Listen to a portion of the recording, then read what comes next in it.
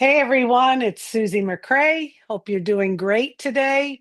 Today is Friday, November 7th. Anyhow, I was thinking about a few things as usual, and I have a story to tell, and maybe you'll find some value in it. It's my story, and I'm going to tell it.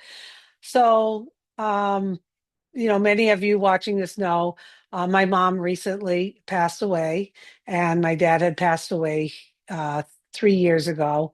And it brings up a lot of memories or stories or things they influenced you with in your life, especially that they were around so long. Dad to 95 and mom almost 95. So I was thinking about something, and I've told a few people this story before, but I thought I'd share it with you. So when we moved, when I was in ninth grade, we went from one town to another. So I had to go make new friends, do things in ninth grade. I was in the junior high. And then our high school was 10 through 12.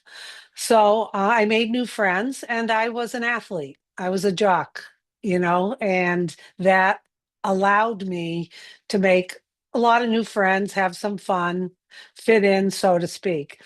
So my sophomore year in the fall, I was a field hockey player and I made the varsity and I was shocked. I had no expectation. I just went out there and played. I started most of the games. At the end of the season, patting myself on the back, I got the winning goal for us to go to the tournament as a sophomore. I remember we were sophomore to senior. So that was a big deal. I never expected it, but I made the varsity team. So move on to the next sport. Late fall, we start going to basketball tryouts. I was a pretty good basketball player. I was quick. I had a good shot. I thought I was a good player. So what happened from field hockey to basketball was that let me shut something off here, getting messages. Anyway, from um, field hockey to basketball, something had changed. Okay. Maybe a little sense of entitlement. Hey, Susie made varsity as a sophomore. So I go into the basketball tryouts thinking, okay, a little bit of a sense of entitlement there. Susie's going to make varsity. She did in field hockey. She's a good athlete. She's dedicated. She's committed, all of that. So I go through all the tryouts. And then what they did, and some of you may recall this when you played sports, they put a list up in the bulletin board in the locker room, varsity, junior varsity. So where did I look first? I looked first up at the varsity. My name wasn't there. I looked down. I was on junior varsity and I was crushed. I'm like, they've made a mistake. Something's wrong. What happened? I should be on varsity. So I kind of, put my tail between my legs and I walked home. Yes, back then we walked to and from. It was about a mile home. I got home and I was upset. I felt that I deserved varsity.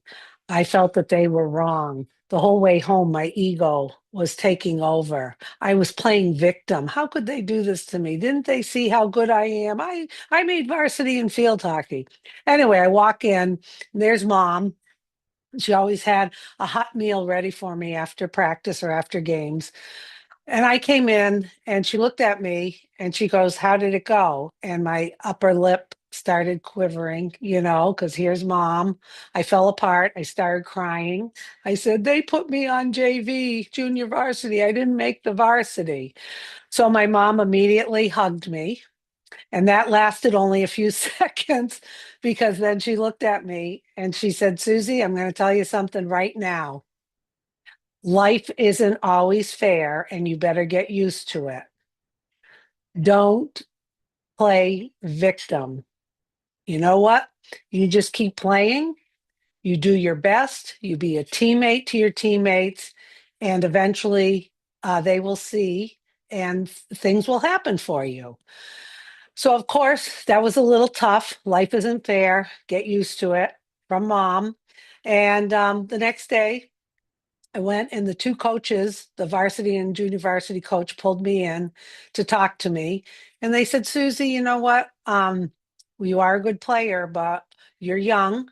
And we thought it would be best to put you on junior varsity so that you could get more experience, you could practice, more, um, more time on the floor.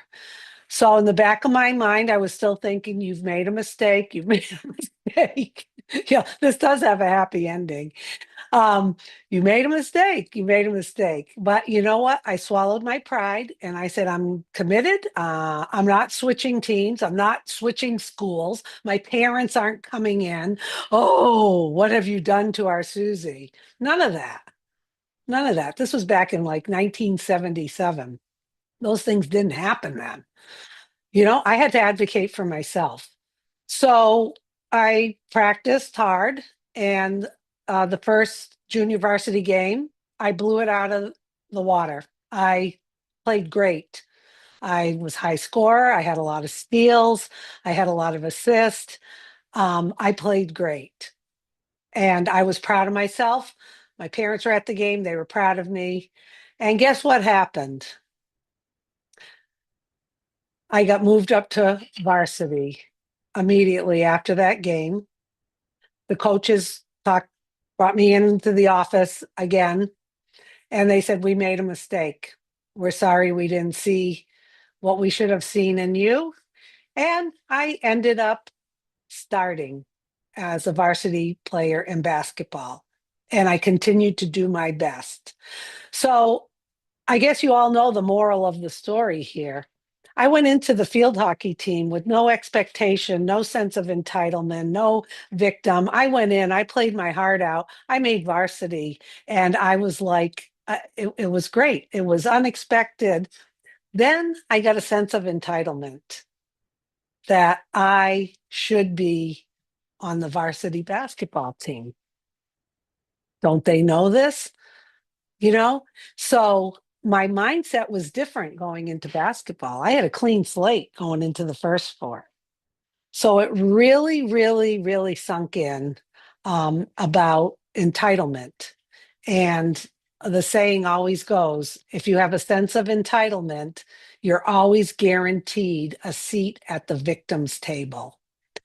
But my mom hugging me, consoling me, and then looking me in the eye and saying, life isn't fair all the time, Susie, and get used to it.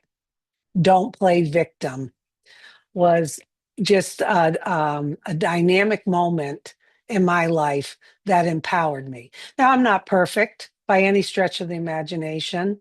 We all go through with our ego and maybe some entitlement.